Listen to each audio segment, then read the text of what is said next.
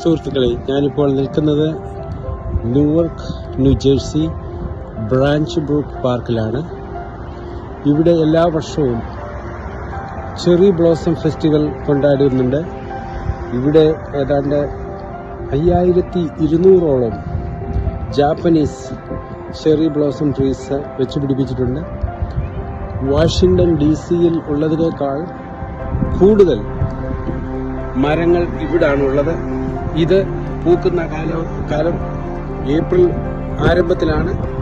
എൻ്റെ പുറകിൽ നിങ്ങൾക്ക് കാണാൻ കഴിയും ധാരാളം ചെടികൾ അത് പൂത്തു വരുന്നു. ആദ്യം അതിന് പൂവാണ് വരുന്നത്, പിന്നീടാണ് ഇല വരുന്നത്. ഇവിടുത്തെ കാലാവസ്ഥയുടെ പ്രത്യേകത ഏതാണ്? തണുപ്പ് മാറി ചെറിയ ചൂടാകുമ്പോഴേക്കും അതിൽ പൂക്കൾ വിരിയുവാൻ തുടങ്ങും ആദ്യം. അത് കഴിഞ്ഞാണ് അതിൽ ഇല വരുന്നത്. നിങ്ങൾക്ക് കാണുവാൻ കഴിയും ഇതിൻ്റെ പുറകിൽ ധാരാളം ചെടികൾ നിൽപ്പുണ്ട്. ഇതിൽ ഇപ്പോൾ പൂക്കൾ ചെറുതായിട്ട് ആയി വരുന്നുണ്ട്. ഇത് ന്യൂവർക്ക് ന്യൂജേഴ്സി, ഞാൻ മുമ്പേ പറഞ്ഞതുപോലെ ബ്രാഞ്ച് ബ്രൂക്ക് പാർക്ക് എന്നാണ് ഈ സ്ഥലത്തിൻ്റെ പേര്. ഈ സ്ഥലത്താണ് ഞാൻ ആദ്യമായി വന്ന് അമേരിക്കയിൽ ഇറങ്ങുന്നത്.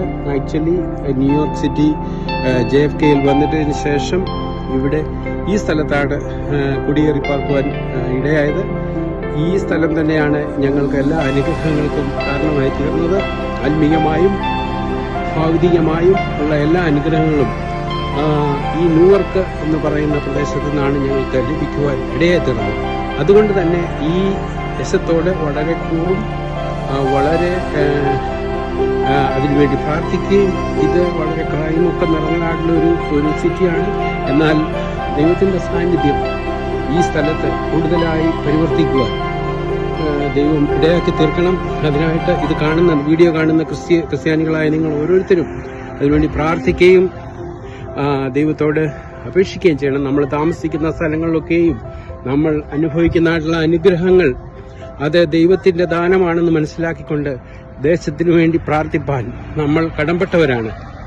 അതുകൊണ്ട് നിങ്ങളൊക്കെ എവിടെ ആയിരുന്നാലും ആ ദേശത്തിനു വേണ്ടി പ്രാർത്ഥിക്കുവാൻ നമ്മൾക്ക് ഇടയായിത്തീരണം. ഇവിടെ അനേക ആളുകൾ ഇതിൻ്റെ പുറകിൽ നമുക്ക് കാണുവാൻ കഴിയും. അവരെല്ലാം ഇവിടെ കുഞ്ഞുകുട്ടികളെയൊക്കെ ആയിട്ട് അവർ വന്ന് ഈ ദേശത്ത് ഇവിടെ ഈ പൂക്കൾ കണ്ട് അതിൻ്റെ ഫോട്ടോ എടുക്കുകയും വീഡിയോ എടുക്കുകയും ചെയ്യുന്നതായിട്ടുള്ള ഒരു സമയമാണ്. ഇതിന് പുറകിൽ ഒരു കാത്തലിക് ദേവാലയമുണ്ട്. അതായത് ന്യൂയോർക്കിലെ നിങ്ങൾക്ക് കാണാമോ എന്നറിയത്തില്ല, ഇതിൻ്റെ ബാക്ക്ഗ്രൗണ്ടിലായിട്ട് കാണാം കത്തീഡ്രൽ എന്ന് പറയും. ഇത് പണ്ട് വർഷങ്ങൾക്ക് മുമ്പ് ജോൺ പോൾ II ഇരുന്ന സമയത്ത് ഇവിടെ ഈ ദേവാലയം വിസിറ്റ് ചെയ്തതാണ്. ഞങ്ങൾ ആ സമയത്ത് ഇവിടെ ന്യൂയോർക്കിലായിരുന്നു താമസിച്ചുകൊണ്ടിരുന്നത്.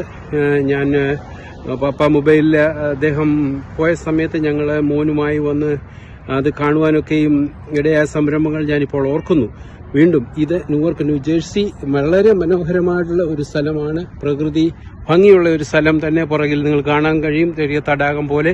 അതൊക്കെ ഈ മേൻമെയ്ഡാണ്, ലേക്ക് ഉണ്ടാക്കിയിട്ടിരിക്കുന്നു.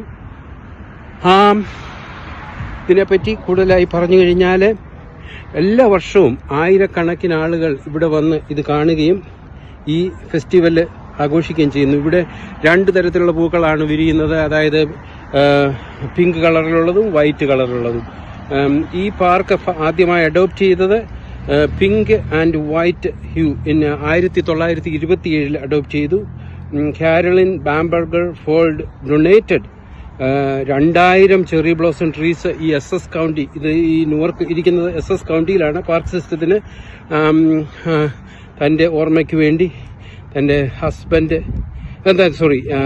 മെമ്മറി ഓഫ് ഹർ ആ സ്ത്രീയുടെ ഹസ്ബൻഡിന്റെ ഓർമ്മയ്ക്കായിട്ട് Caroline Bamberger fold 2000 cherry blossom ട്രീകൾ തൻ്റെ ഭർത്താവിൻ്റെ ഓർമ്മയ്ക്ക് വേണ്ടി ഈ SS കൗണ്ടി പാർക്ക് സിസ്റ്റത്തിന് വേണ്ടി സംഭാവന ചെയ്യുകയുണ്ടായി.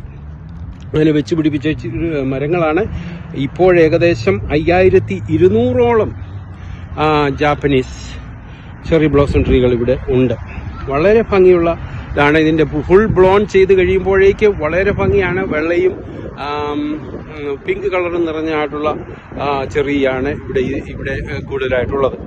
ഇതുപോലെ തന്നെ മനോഹരമാണ് വാഷിംഗ്ടൺ DC-യിലും ഇതുപോലെയുണ്ട്. വാഷിംഗ്ടൺ മെമ്മോറിയലിന്റെ അടുത്തായിട്ട് ഉണ്ട്. ഞങ്ങൾ അവിടെയും പോയിട്ടുണ്ട്. എന്നാൽ അതിലും ഭംഗിയാണ് ന്യൂയോർക്കിലെ ഈ പൂന്തോട്ടം ഇത് കാണുവാൻ.